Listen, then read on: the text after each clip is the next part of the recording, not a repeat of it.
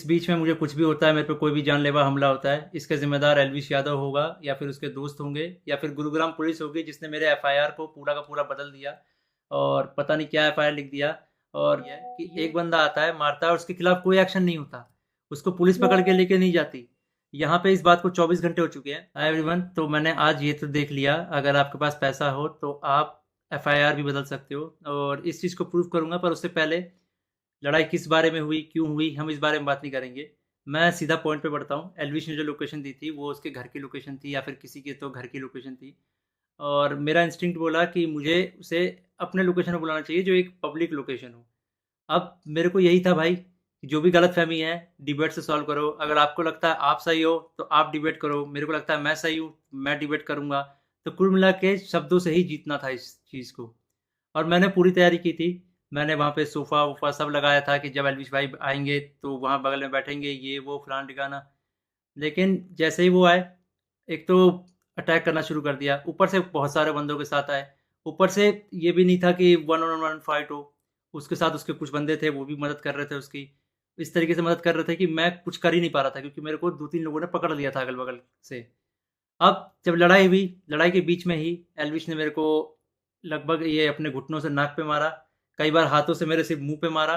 और जब मारा उसके बाद उसने बगल से एक फ़ोन भी उठाया जो दूसरे एंगल पे रिकॉर्डेड है और फ़ोन से मेरे स्पाइन पे मारा। और आप सभी को पता है अगर स्पाइन पे गलती से भी स्पाइन टूटता है तो आप ज़िंदगी भर के लिए लावारिस हो सकते हो, अपाहिज हो सकते हो। तो उसके बावजूद उसने मारा मारा। और उसके बाद उसने क्या किया, जान से मारने की धमकी भी दे दी। अब जान से मारने की धमकी एक दो बार नहीं दी, मल्टीपल टाइम्स दी। कम से कम जितना मुझे पता है 3 बार तो दी ही थी उसने धमकी जान से मारने की। और ऑफ कैमरा भी उसने कई बार जान से मारने की धमकी दी।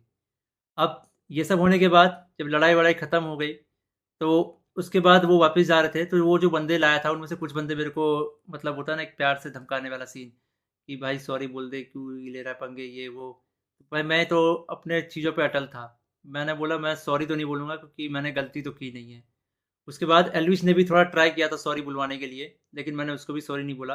और ये सब जब हुआ तो शुरू में मेरे को लगा मेरे को सिर्फ यहाँ चोट आई है क्योंकि मेरे को कहीं पे भी दर्द फील नहीं हो रहा था। तो मेरे को शुरू-शुरू में सिर्फ यहाँ चोट आई।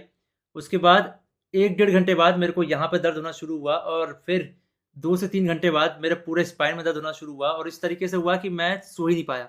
सुबह 4 बजे मैंने सोने का ट्राई किया था, मैं दोस्त के घर साकेत गया हुआ था। मैंने सोने का ट्राई किया, अनफॉर्चुनेटली मैं दर्द से सो ही नहीं पाया। उसके बाद हम जब दर्द हो रहा था तो हम गए वहाँ पे मैक्स हॉस्पिटल साकेत के मेडिकल निकलवाने। तो उन्होंने मना कर दिया विदाउट एफआईआर नहीं होगा।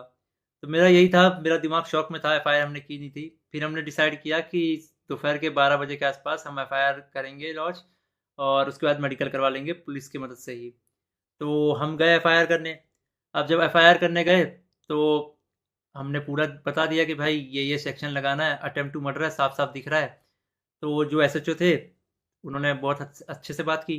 उसके बाद एसएचओ अपने इंस्पेक्टर के फ़ोन में कॉल करते हैं, बोलते हैं कि पूरा इसको ना पब्लिक मत करना, गुप्त तरीके से रखना, हम लोग गुप्त तरीके से लड़ेंगे। मेरे को तभी डाउट था कि एफआईआर को दबाने की कोशिश की जाएगी और वही हुआ। अभी मैंने एक आर्टिकल पढ़ा जिसमें एल्विश के ऊपर एक भी वो सेक्शन नहीं लगा जो मैंने एफआईआर में लिखवाई थी। अटेम्प्ट टू मर्डर का एक भी सेक्शन नहीं है उसमें। तो कुल मिला के मैं क्या समझूं, अगर आपके पास पैसा हो तो आप एफआईआर भी बदल सकते हो।